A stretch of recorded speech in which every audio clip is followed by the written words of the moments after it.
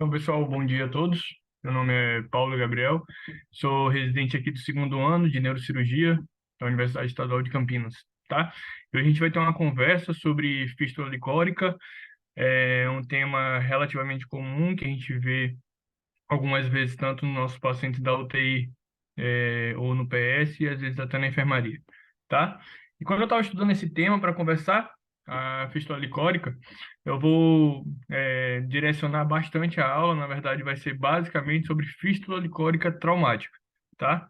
E por que que eu fiz esse direcionamento? Na verdade, quando a gente vê a etiologia da fístula licórica, a gente percebe que cerca de 80% dos casos das fístulas licóricas são traumáticas. Então, é a maioria esmagadora dos casos, tá?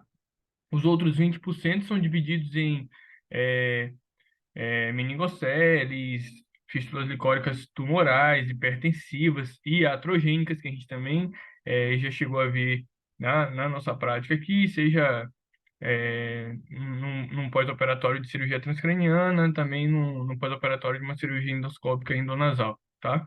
E quando a gente tira esse iatrogênica e junta com as fístulas licóricas traumáticas, a gente percebe que a prevalência dessas duas etiologias pode chegar até 89, 90% dos casos, tá bom? Além disso, existem as fístulas licóricas espontâneas e as idiopáticas. Então, os objetivos, basicamente, da nossa conversa de hoje é entender e conceituar a fístula licórica, conhecer as principais fraturas relacionadas, já que a gente vai falar da fístula licórica traumática, tá? Classificar de acordo com o tempo de instalação, existe uma classificação clássica em precoce, tardia, e isso é muito importante porque isso muda a abordagem terapêutica, tá? Conhecer também o quadro clínico, os principais exames de imagem para diagnóstico e os tipos de tratamento relacionados. Então, na verdade, quando a gente lembra do conceito de fístula de uma forma geral, nada mais é do que uma conexão anormal entre as duas superfícies epiteliais, entre duas superfícies epiteliais, como entre órgãos ocos, peles ou vasos. Já então, quando a gente está falando da fístula licórica, a gente percebe que é a comunicação entre o espaço subaracnoideu e o espaço extradural. Então, na verdade, ele tem que ter lesão de todas as membranas, tá? E além de uma possível lesão óssea, que geralmente na fístula licórica traumática é a causadora dessa lesão da dura mater. Então, o que tem que ficar de conceito aqui é que não é só a fratura óssea em si, e tem que haver obrigatoriamente lesão dural para poder ocorrer a fístula licórica.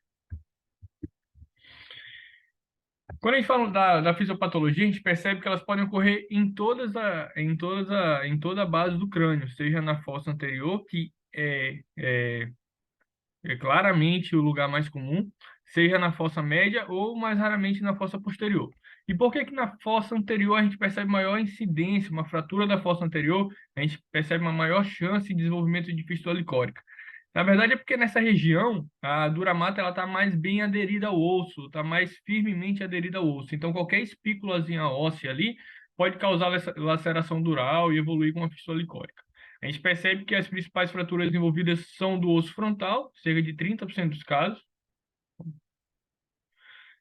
do osso esfenoide, de 11 a 30% do caso, e do osso etimoide, de 15 a 20% do caso, além da fratura da placa creviforme.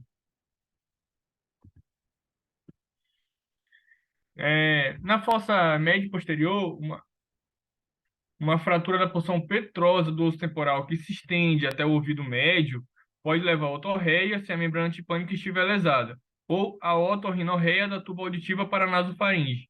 Ou seja, existem pelo menos dois principais tipos de fratura do osso temporal, essa fratura transversal aqui, que é a primeira imagem, e a fratura longitudinal.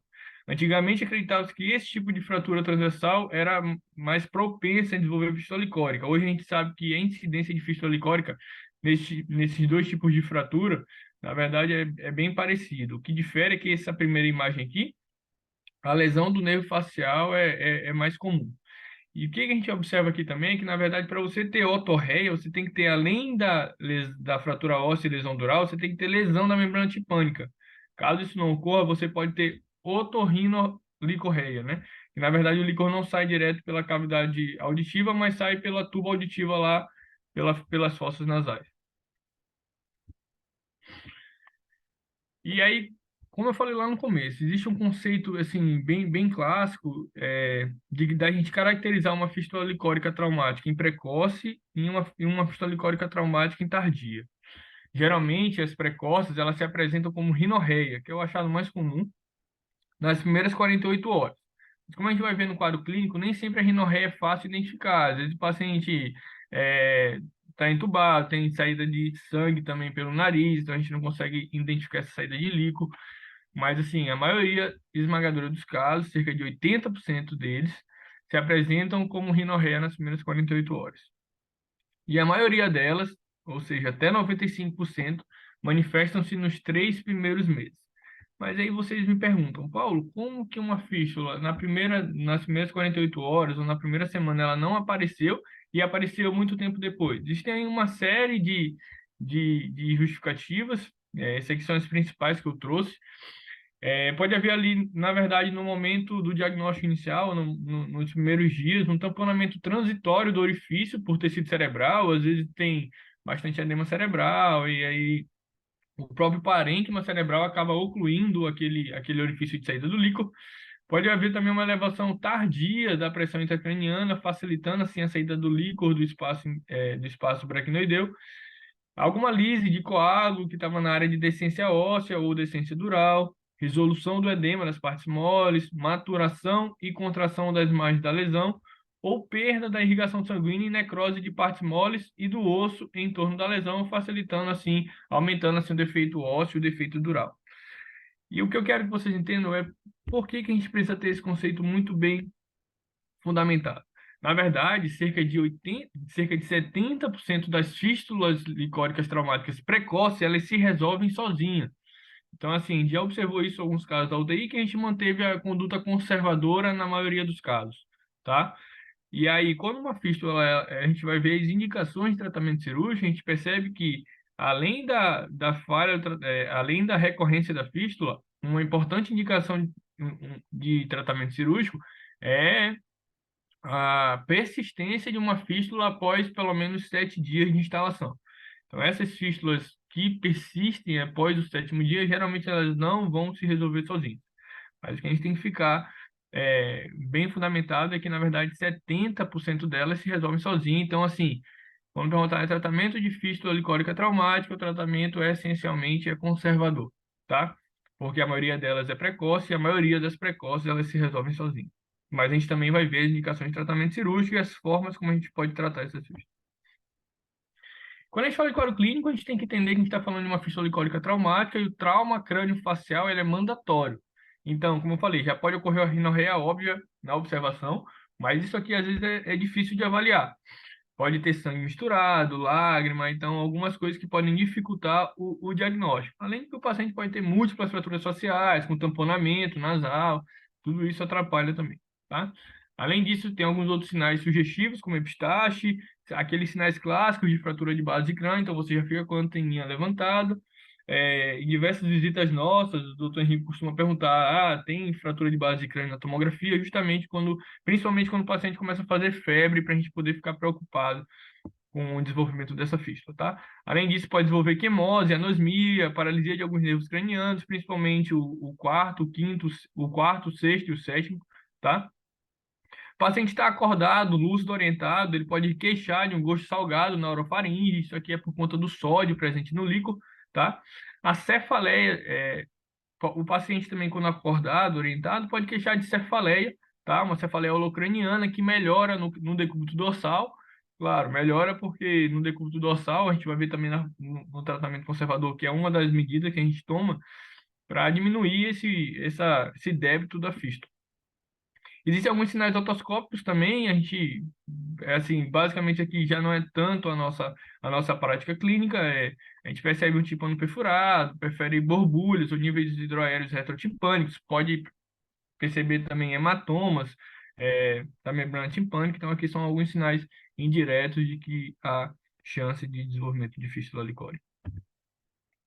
Então aqui o que eu falei para vocês, a rinorreia clara, assim, já óbvia na apresentação, é, existe um nome para esse sinal aqui, não sei se é um nome já bem preconizado na literatura, mas vi em algumas referências, que é o sinal do reservatório, que saída do líquor de acordo com a movimentação cefálica.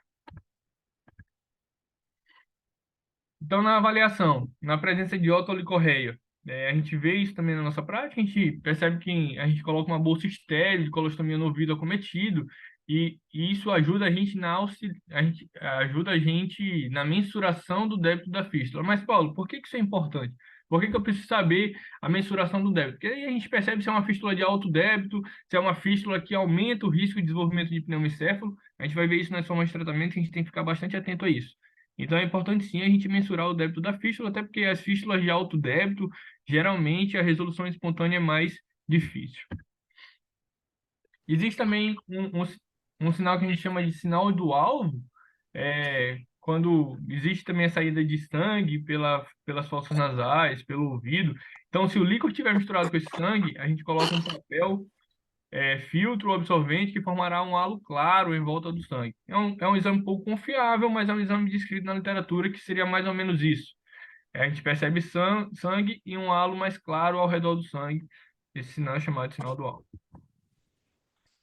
Existem também alguns outros exames laboratoriais que auxiliam a obtenção de glicose quantitativa no líquor, que geralmente no líquido é superior a 30 e na lágrima, no muco, geralmente é inferior a 5. Então, isso ajuda a gente a diferenciar entre líquor, lágrima ou outra secreção ali da mucosa.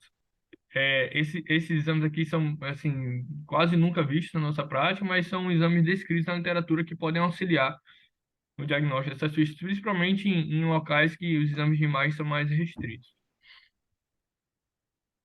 Existem alguns outros testes laboratoriais. Existe essa proteína que chama beta-2-transferrina, uma proteína que está envolvida no transporte de ferro. Ela é o exame laboratorial que tem maior sensibilidade e especificidade para o diagnóstico de fístula licórica, porque é, ela encontra assim, altas taxas no líquor. Existem alguns outros exames, como o beta-traço de proteína, mensuração do cloro e a mensuração da glicose, como eu já falei anteriormente, que é bem menos comum da gente utilizar. Quando a gente fala de diagnóstico, existem algumas referências que botaram a radiografia de crânio, mas assim, ela tem uma sensibilidade e especificidade baixa, então eu resolvi já começar pelo melhor exame para a propedêutica da fístula licórica traumática, que é a tomografia de crânio simples, tá? Já na janela óssea a gente consegue detectar pneumoencéfalo, que assim, pneumoencéfalo sugere para a gente, ou confirma para a gente que teve lesão dural, tá? A gente percebe também fraturas e defeitos na base de crânio. Geralmente ela é feita em cortes axiais, sagitais coronais finos, de 0,6 a 1 milímetro, porque essas fraturas podem ser discretas e espículas ósseas pequenas. Então, esses cortes têm que ser finos. E com reconstruções da fossa anterior até a célula túrcica. A janela de partes moles pode detectar também tecido cerebral nas linhas de fratura, além de fluidos nos seios paranasais e pneumoencéfalo. Mas a gente vai perceber que a tomografia não é o melhor exame para mostrar esses tecidos moles. A gente observa aqui uma fratura do teto superior da órbita, percebe também bastante pneumoencéfalo, então aqui são sinais sugestivos de que pode ter o desenvolvimento de fístula licórica, tá? Aqui uma outra tomografia já em janela óssea, percebe uma fratura aquele tipo transversal da mastoide esquerda, a gente percebe bastante pneumoencéfalo aqui na fossa anterior, fossa média do crânio. Então, são sinais também que sugerem para a gente a presença ou o risco de desenvolvimento de fístula licórica, porque, como eu falei para vocês, existem alguns mecanismos que podem evitar o aparecimento dessa fístula. Quando a gente fala da ressonância, a ressonância ajuda bastante a gente na diferenciação da secreção dos seios devido à doença mucosa. Geralmente, essa secreção é hipointensa em imagens ponderadas de T2, e descarga mucoporolenta de líquor, que, como a gente já sabe, ela é hiperintensa na sequência T2, tá? Existe uma técnica também que utiliza a sequência de Spin-Echo em T2WI, que visualiza fluxo licórico com uma acurácia maior que 89%, uma sensibilidade de cerca de 90%, e uma especificidade de 100%, ou seja, é basicamente fechadora do diagnóstico.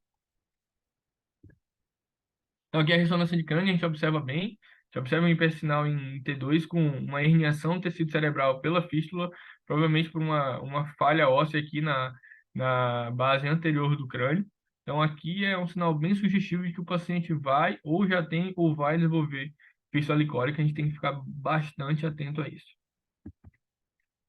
Existem alguns outros marcadores também. Isso aqui a gente vê na nossa prática comum, ou na nossa prática aqui no HC, com o advento, né, da endoscopia endonasal e o auxílio da otorrino junto conosco, a gente costuma preferir a fluoresceína intratecal, tá?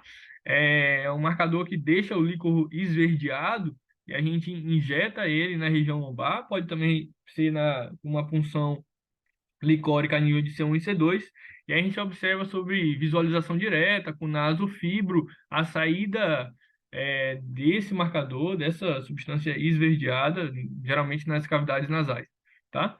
E se a fístula ela não for identificada, a gente pode utilizar a cisternografia por TC, que a gente usa um marcador, o radioisótopo, que a gente também injeta na região lombar, faz o exame de imagem e ele mostra o trajeto do marcador com a saída ali do espaço subaracnoide para alguma cavidade, seja nasal, seja seio maxilar, alguma coisa assim do tipo.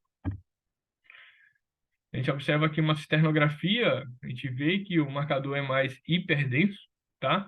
Que evidencia a fístula aqui pela parede lateral do seio senoidal esquerdo, tá? Então, provavelmente aqui a gente fecha o diagnóstico de fístula licórica para esse paciente.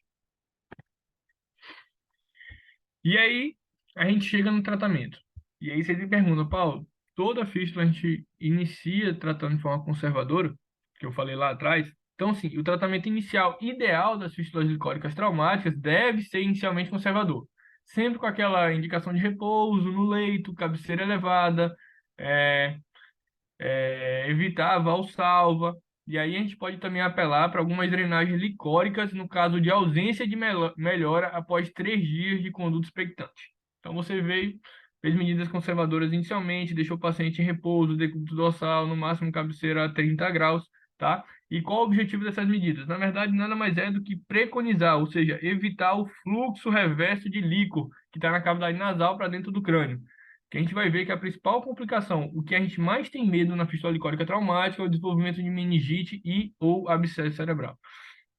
Então, na verdade, a gente toma essas medidas iniciais primeiramente para evitar esse refluxo do líquor que já está no espaço extradural para dentro da cavidade craniana novamente, tá?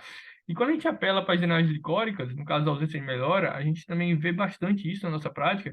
A gente pode fazer uma punção lombar seriada, que é menos comum, ou uma DVE também, que é muito menos comum, nunca vi a gente fazer. O que a gente faz, na maioria dos casos, é a implantação de dreno lombar, a DLE, derivação lombar externa, porque a gente faz o quê? A gente desvia, né? A gente diminui a resistência de saída do fluxo do líquido lá pela região lombar, uma região mais baixa, coloca um catéter com menos resistência do que a saída pelo orifício da fístula, geralmente aqui em cima. Então, a gente tenta desviar esse fluxo licórico para ocorrer a cicatrização daquela região. Na referência que eu estudei, na verdade foi o Tratado da Sociedade Brasileira de Neurocirurgia, ele pede para deixar a DLE por um período mínimo de 5 a 10 dias, tá? Assim, não tem um tempo muito certo, acho, talvez na nossa discussão pós-aula que a gente consiga chegar a esse consenso, mas na verdade a gente deixa de 5 a 7 dias. Nesse período a gente fecha a DLE quando o paciente já não tem mais queixa de rinolicorreia, otolicorreia. A gente fecha a DLE por um período de 24, 48 horas, geralmente costuma deixar 48 horas, e aí a gente vê se o paciente vai evoluir com otolicorreia novamente. Caso evolua, geralmente a gente tem que pensar numa drenagem licórica definitiva, uma DVP ou uma DLP. Então, se não vazou quando fechou o sistema, a gente pode geralmente sacar, tá? E aqui é importante também a gente mensurar o débito dessa drenagem licórica. Geralmente o ideal é deixar em 300 a 400 ml dia no máximo, por isso a gente tem que entender a fisiopatologia do líquor, entender quanto de líquor é produzido no dia, porque a gente deixar uma hiperdrenagem pode aumentar o risco de desenvolvimento de outras complicações lá em cima, seja principalmente, que eu botei aqui em destaque, o pneumoencéfalo, e às vezes esse pneumoencéfalo pode ser hipertensivo, tá? Necessitando de abordagem. Então, algumas referências colocam uma drenagem média de 300 a 400 ml dia, e outras referências eu vi de 5 a 10 ml por hora, Então, assim, nas primeiras 6 horas, você já está drenando 20, 30 ml, então você já tenta aumentar um pouco a resistência do sistema, ou elevando mais o sistema, alguma coisa do tipo, para evitar o desenvolvimento dessas outras complicações. E por que é importante a gente focar bem nessas medidas não cirúrgicas? Geralmente elas são responsáveis por 80 a 90% de resolução dos quadros de fístula. Então, assim, sim, aquela pergunta que eu fiz no começo, idealmente o tratamento inicial das fístulas licóricas traumáticas deve ser conservador com essas medidas que eu aqui descrevi. E o tratamento cirúrgico? O tratamento cirúrgico ele pode ser dividido em duas grandes frentes, em cirurgia precoce ou cirurgia tardia. Quando que no diagnóstico imediato da fístula a gente vai pensar numa cirurgia precoce e quando que a gente vai pensar numa cirurgia tardia. Na cirurgia precoce, a gente tem que ver, idealmente, se o paciente tem indicação cirúrgica por algum outro motivo, seja pela presença de hematomas cirúrgicos, seja porque é um trauma penetrante, por exemplo, projétil de arma de fogo, seja porque há a presença de pneumocéfalos hipertensivos, como falei anteriormente, ou herniação de parênquima encefálico para cavidade nasal, que aí pode aumentar muito o risco de infecção, né? Ou presença de sinais radiológicos que indicam a baixa probabilidade de reparo espontâneo, como diminuição óssea significativa, grandes defeitos ósseos e defeitos durais, consequentemente, presença de espículas ósseas e tecidos moles entre os fragmentos ósseos. Então, isso aqui são alguns achados que a gente tem que considerar fortemente o tratamento cirúrgico imediato, mas, assim, é a minoria dos casos. Já na cirurgia tardia, a gente deixa esse tipo de tratamento quando há uma falha de tratamento conservador, como eu falei anteriormente, geralmente ali após o 7º dia, uma fístula que permanece após 7 dias de tratamento, geralmente ela não vai, é, não vai melhorar espontaneamente.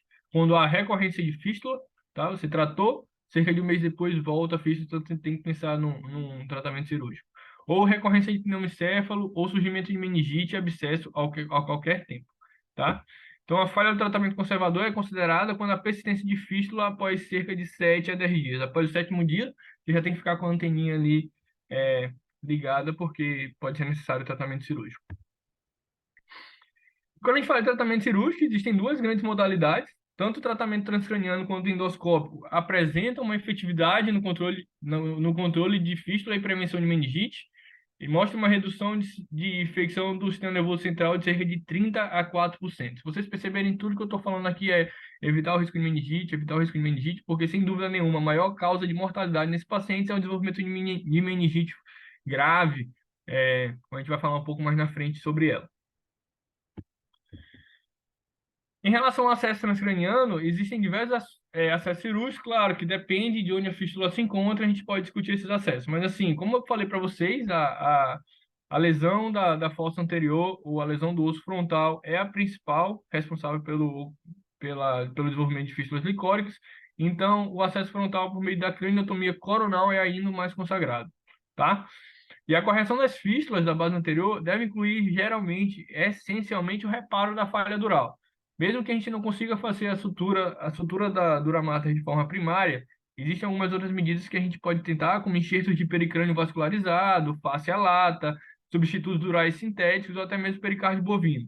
Mas a gente sempre tem que dar preferência para materiais autólogos, de preferência o pericrânio vascularizado. Então, aqui é um acesso coronal. A gente mostrando aqui um retalho de pericrânio que foi utilizado na reconstrução ali da fossa anterior. A gente forra toda a base da fossa anterior. E o acesso endoscópico nasal, a gente percebe que, devido aos avanços das técnicas, hoje são relatadas altas taxas de sucesso com baixos índices de mortalidade. E o que vem tornando essa técnica aqui a modalidade cirúrgica de escolha para o tratamento, tá? Os índices de sucesso dessa técnica variam de 75% a 100%, com taxa de complicações de cerca de 2%, sendo apenas 1% consideradas complicações graves, como meningite, hematomas graves ali naquela região. Então, eu tentei dividir aqui as indicações para um tipo de tratamento cirúrgico para o outro. De uma forma geral, a cirurgia transcraniana deve ser adotada quando há indicação de craniotomia para outras lesões, quando a falha óssea é muito grande ou quando a lesão não pode ser identificada via endoscópio. Já o acesso endoscópico, ele traz como vantagem a ausência de retração do parênquima encefálico, você não mexe ali na região intracraniana, tem um remoto risco de anosmia e é melhor acesso para lesões esfenoidais, da região paracelar e etimoidais posteriores. E as complicações, sem dúvida nenhuma, a principal complicação e a mais temida é a meningite. A literatura mostra que há um risco de cerca de desenvolvimento de 25% do desenvolvimento de meningite nas fístulas não tratadas. Entre os fatores de risco para essas fístulas, considera-se aquelas fístulas de surgimento tardio, um longo período de drenagem ativa dessa fístula, ou seja, uma fístula que você não diagnosticou inicialmente, e infecções concomitantes, infecção de seios da face ou mesmo infecções de uma forma geral, é, desses pacientes que estão internados. Os germes mais implicados são o Streptococcus pneumoniae e o Haemophilus. Então, aqui são geralmente meningites graves por pneumococo. Então, assim, é, é a principal causa de mortalidade nesses pacientes. E uma coisa que a gente discute bastante é a beira-leito, né? Quantas vezes a gente já não chegou na UTI, o paciente usando ceftriaxona de forma profilática, né? Ah, porque tem fratura de base de crânio e começa antibiótico profilaxia. Então aqui eu trouxe alguns argumentos para a gente não usar o antibiótico de forma profilática. Isso aqui é um tema bastante discutido na literatura, mas o tratado da SBN ele não preconiza o uso de antibiótico profilaxia. Então, na verdade, o porquê que ele justifica, tanto o tratado quanto o IUMAS.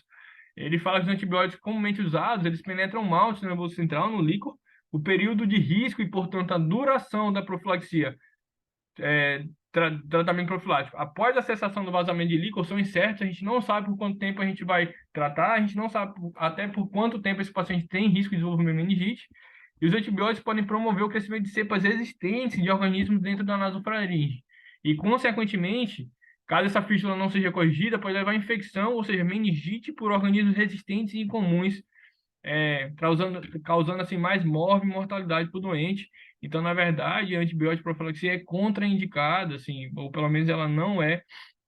Existem alguns autores que defendem, né? Porque alguns estudos, um estudo na Mayo Clínica, se eu não me engano, ele trouxe benefício, diminuiu o risco de infecção com antibiótico profilaxia, mas a maioria esmagadora da literatura ela contraindica o uso de antibiótico profilaxia nesses pacientes que não desenvolveram meningite. Então, a gente trata a meningite quando, na verdade, ela é diagnosticada, e para isso, a gente tem que ter coleta de líquor e análise bioquímica. Então, algumas grandes mensagens da aula que eu queria que ficasse fixo para todos é que, na verdade, as fístulas glicóricas traumáticas rotineiramente têm resolução espontânea, tá? Isso eu foquei bastante na nossa conversa de hoje. Ambas as abordagens cirúrgicas, seja transcraniana ou endoscópica, apresentam bons resultados na prevenção do desenvolvimento de meningite. Então, aqui tudo depende do tamanho do defeito ósseo, do defeito dural, da experiência do cirurgião que vai tratar aquela fístula. Então, isso tudo é, na verdade, uma conversa entre neurocirurgia e otorrino. E a meningite ela deve ser tratada quando diagnosticada e não de forma profilática, que a gente bate bastante o martelo nisso, porque a gente pode acabar acarretando mais mortalidade para os nossos doentes. Então, essas foram as duas principais referências que eu usei, o IUMAS e o Tratado Brasileiro de Neurocirurgia, da SBN. Eu até utilizei alguns outros artigos, mas a essência da aula foi retirada basicamente dessas duas referências. Então, acho que era basicamente isso que eu tinha para falar.